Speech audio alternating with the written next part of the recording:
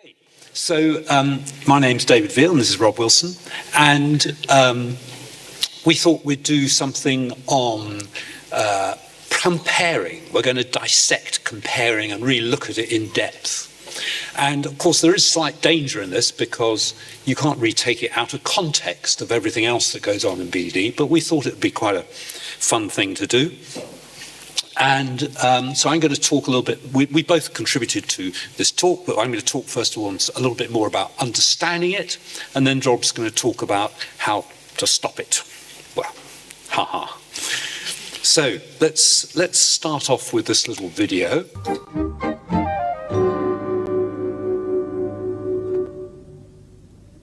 I look down on him because I am upper class. I look up to him because he is upper class. But I look down on him because he is lower class. I am middle class. I know my place. I look up to them both. But I don't look up to him as much as I look up to him. Because he has got innate breeding. I have got innate breeding, but I have not got any money. So sometimes I look up to him.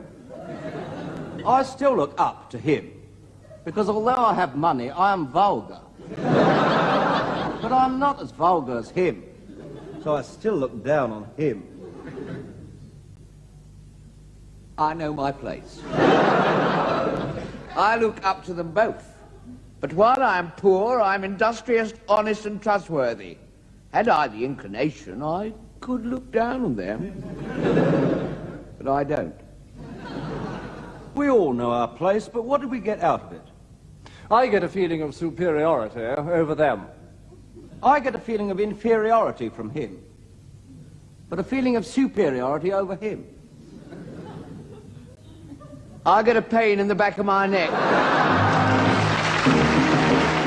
That was our humour in the 1970s, wasn't it? No, but I think it does start to help us start to understand the concept of the process of comparing. So we're just going to tell you what's out there in the literature briefly. So there's actually quite a nice little study done by these authors, recently published, looking at the process of comparing, not in any particular BDD or anything, but just in everybody.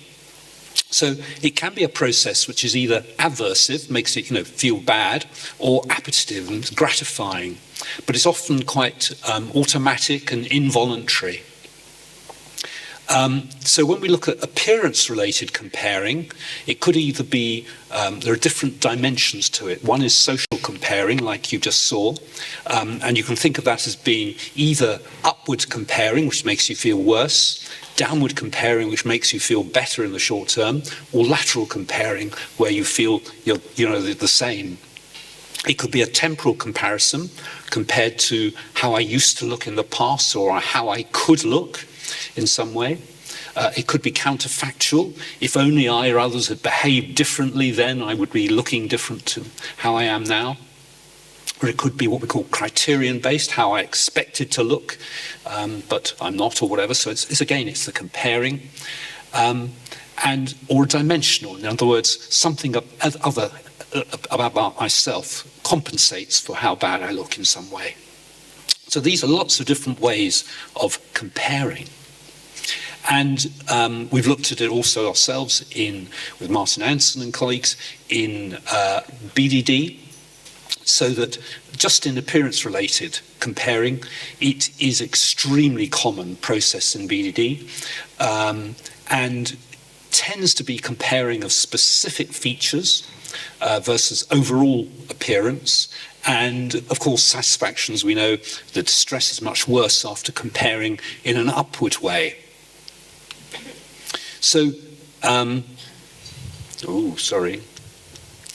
Let's try and think about what's the story behind this.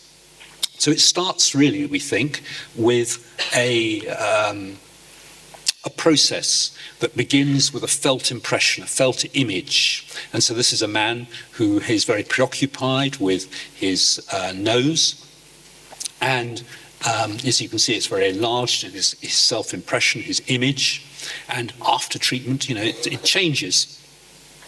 The point is that we think that this is very important, that particular constructed body image.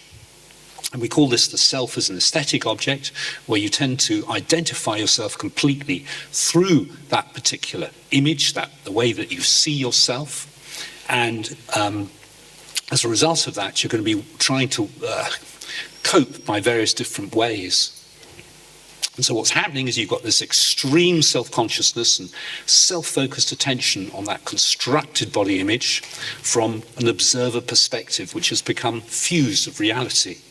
And there's a lot of uncertainty often about how you look, but much more certainty in terms of the evaluation of how ugly you feel you look. And there's the attentional bias to defects compared to the overall appearance and yourself as a person.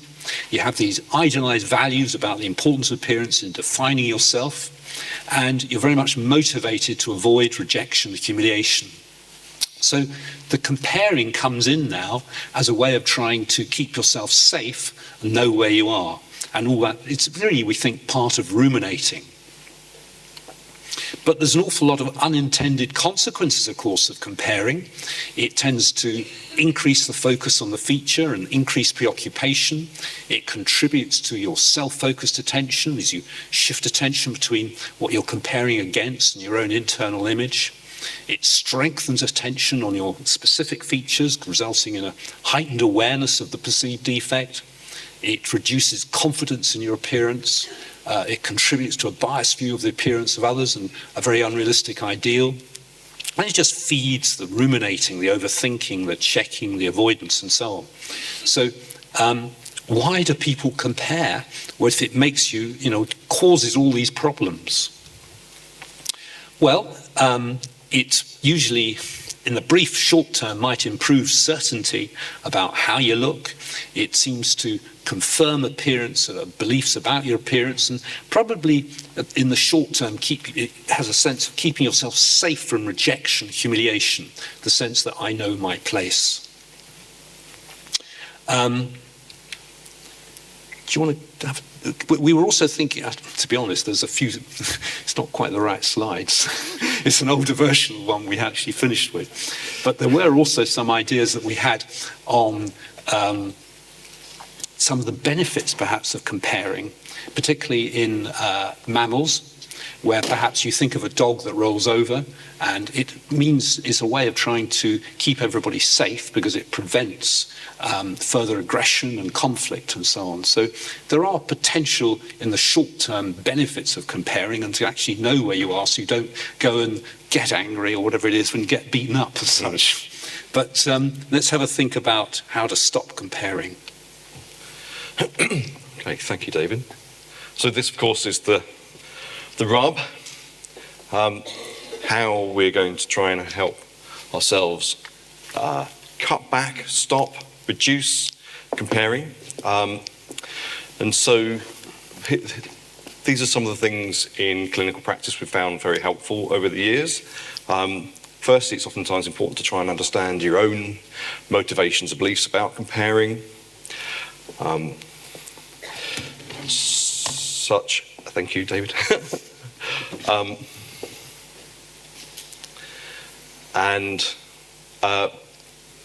Yes, I'm going to switch from one slide to another slide right now, sorry. Yeah.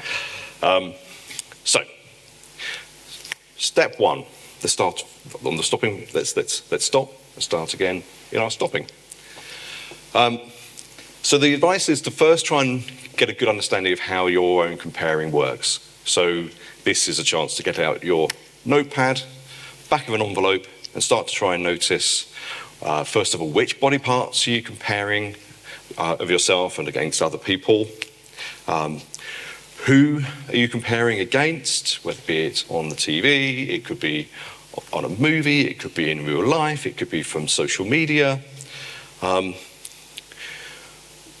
Is it maybe against an ideal that you hold in your own mind about yourself? So you're comparing against an ideal, a visual image that you hold. Could it be that you're looking back at a past image of yourself? So it could be, again, an an image to hold in your mind of how you looked in the past, or it might be photographs of yourself in the past. But so the first question is, what are you comparing, and who are you comparing against? Then we want to know, maybe, where do you compare? Do you find that you're mainly comparing it when you're at home and you're maybe more internally ruminating? Or could it be more when you're watching television? Could it be more when you're out and about socially? Or maybe it also is helpful to think about, when do you do it? Are there particular times of day that you notice that you're more likely to compare? Because what we're trying to achieve here is that the more that you can see how the problem works, you're going to start to build a plan of attack on it.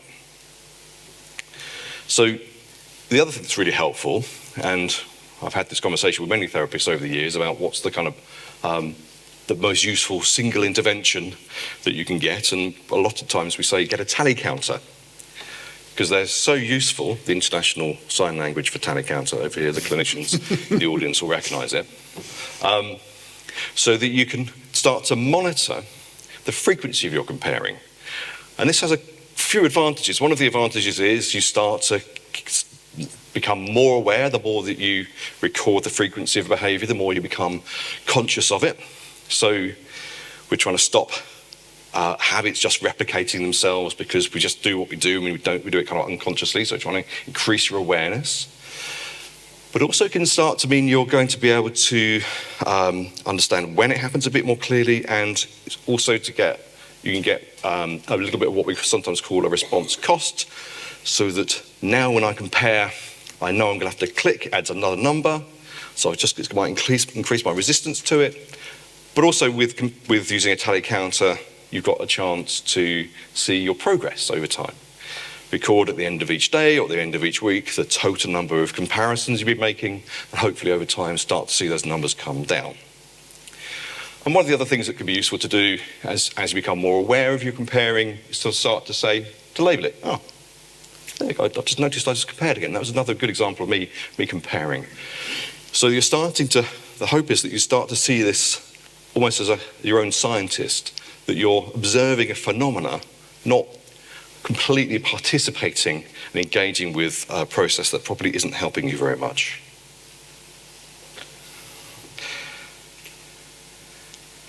So I'm going to continue to try and run parallel. Thank you.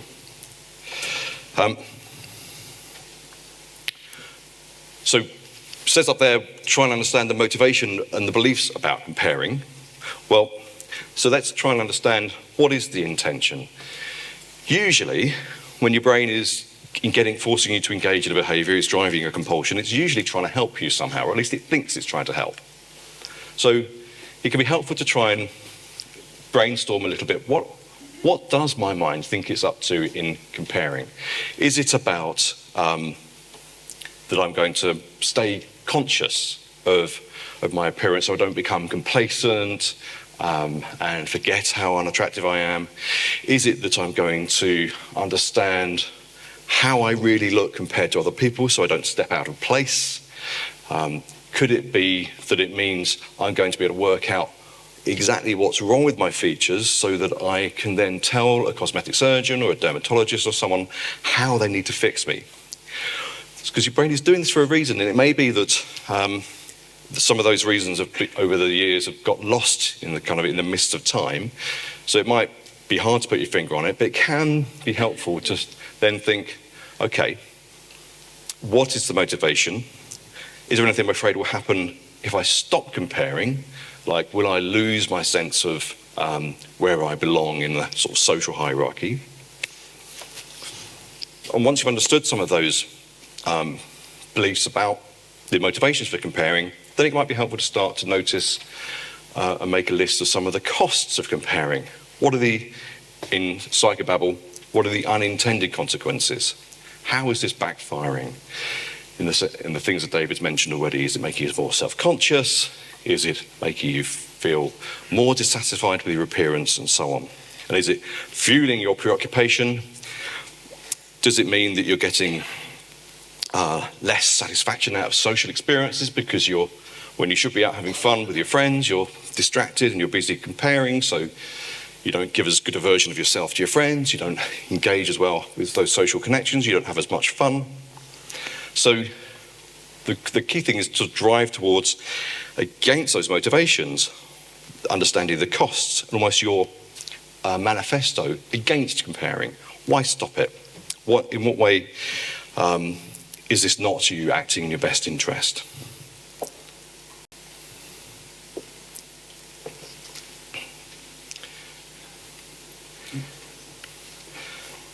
I don't know what happened. Gotta love another technical issue. No, just to keep going. Just keep us on our toes. So the idea is to make then your attack on comparing a real campaign, to make it something that's very deliberate, and to think, well, if I'm, what are social experiences for? If they're not, or what are movies for? What's the social media for? What's the TV for? If it's not for comparing, let's try and make it about enjoying the program that's focused on the narrative, on the characters. If you're in a social situation, is it connecting with other people, getting to know people better, being brave in letting people get to know you a bit better? So that you've got a real sense of, okay, there's another mission that means I'm going to stop treating myself as an aesthetic object and instead treat myself as a well-rounded human being.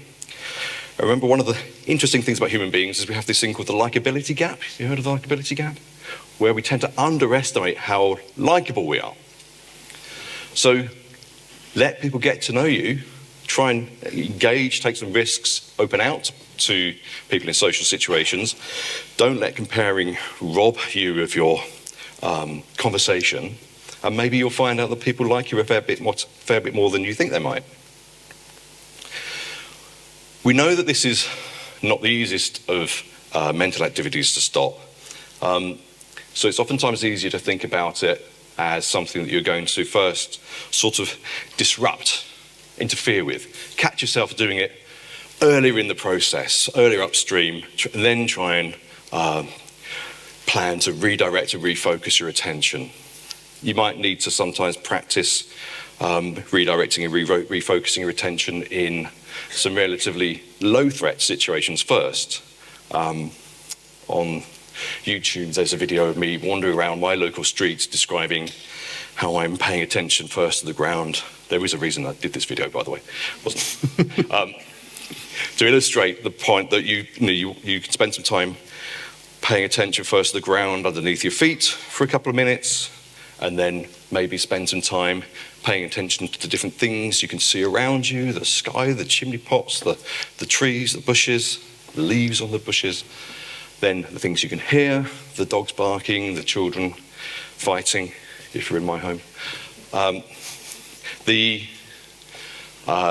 birds, the cars, things you can smell around you, and things like, I remember going to a workshop on this in the Netherlands, and they said, you've got to smell the dog shit.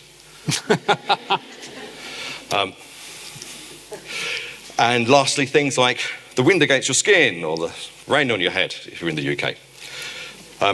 So the idea is to try and then, because you've mapped out your situations in which your comparing is likely to arise, the idea is you go in there with an action plan to try and be about something different in those situations and focus on other elements, and to try and maybe think about, okay, I'm in a social situation, I'm going to interrogate the environment in different ways, I'm going to look at if I start to see myself glance at people's ears because I'm comparing my ears against their ears, I'm going to try and draw my attention into the sounds, the smells, the carpets, the walls, the buzz of the conversation, or maybe even I'm going to start to make my eye move in a more sophisticated way to a neutral body part on others, so I'm no longer scanning and zeroing in on that specific body part. I'm going to try and maybe do something like trying to take in the person's appearance in more general terms and boost that global processing that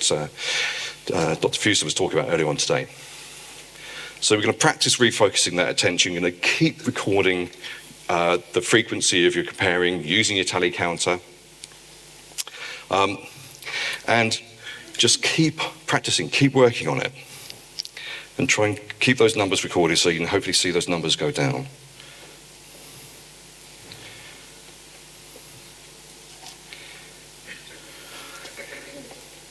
Okay. So as you go, start to seek out more and more challenging conversations.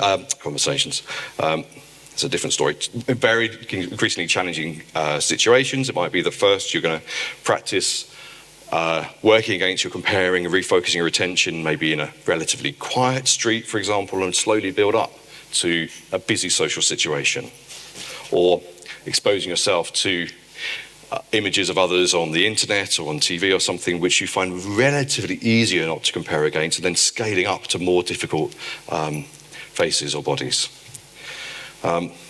Remember, this is just a piece of your BDD, so try and think of it as, you can maybe see it for a period of time as a sort of leading piece, an area to focus on to try and push this part of your BDD further forwards for a while, but it does need to be in movement, in harmony with reducing preoccupation in other ways and cutting back in other compulsions, and learning to be more compassionate and countering avoidance.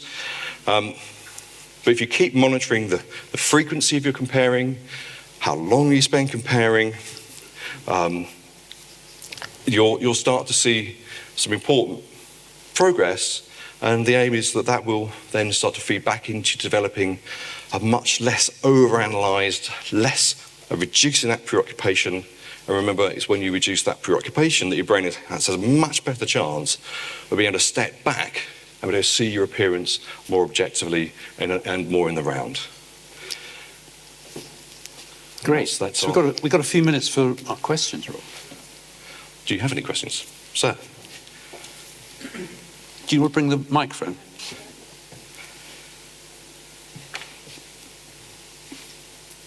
Hello? Does that work? Thank you so much. I may have missed it, but I think an elephant's been hiding in plain sight that hasn't been addressed, and that is social media, and how social media has become so engrossing, so overwhelming, and such a bad evil, to the extent that people now use social media to not only create a false sense of reality, but also to use it as a forum to bully other people into behaving and acting in ways, and it becomes it's sort of self-propagating and without escaping. And the other point that I wanted to make is dental treatment in America, where more and more people have dental work done. It becomes like a compulsion that everybody else has to keep up with the modus operandi and just keep up with everything. Yeah. So it's almost like we're creating like an artificial environment that is unrealistic and unescapable, unfortunately. Yeah, I mean, we can't disagree. You do have to detox, I think, from social media and do your best to avoid it at all costs, because you can't stop it. You have to take that responsibility yourself to detox yourself from it. Children from a very young age. I agree. It's just inescapable for them. It's constant upward comparing in terms of what it is I think I need to do in various ways. Really unhelpful. I mean, I think sure most people here at BDD would be saying that that's the way social media is used, is for upward comparing. But how do you stop little Bob at a young age? Ban it.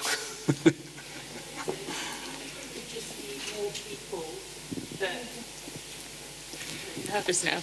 I think we just need more people, realistic people out there to fight back. So people that are willing to go, you know, without having heavy makeup, without the filters.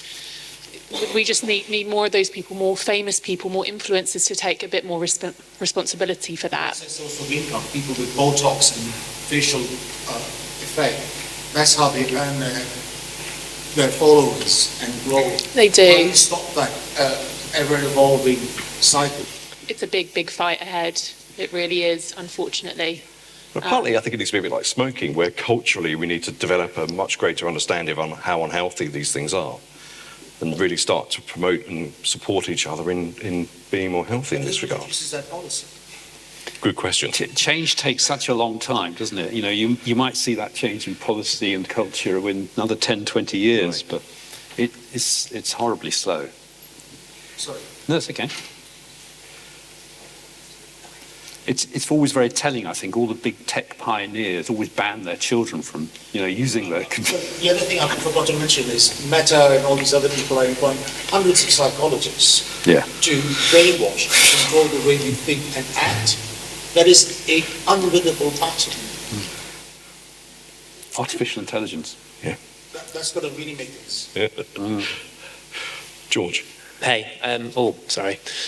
You mentioned, I forget the word, but the paper you spoke about where the self as an aesthetic object, and it made me think of, you may already know this, Erich Fromm's work, I think he's a German philosopher, and he spoke a lot about how, and it really touches into what we were just talking about the idea of we become marketing characters where we are trying to gather kind of symbols and gather aspects of ourselves that we build up and become rather than being a person, we become a thing that hoards and has these aspects of ourselves. Yeah. And he was kind of an anti-capitalist and felt that it was kind of a government idea, or this kind of, I suppose, capitalist society idea.